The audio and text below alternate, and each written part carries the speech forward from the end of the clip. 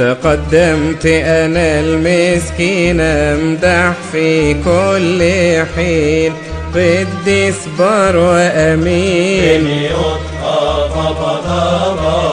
يعجز لساني عن شرح المعاني ووصف الطوباوي.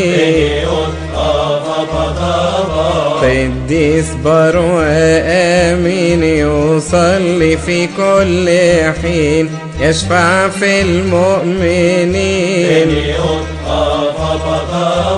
تتطلع إلى أنظاري إلى القديس البار، سلك مسلك الأبرار.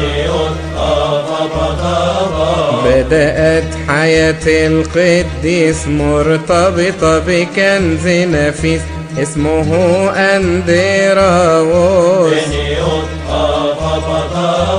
كان له من العمر فات 10 سنوات، ازداد في الروحانيات.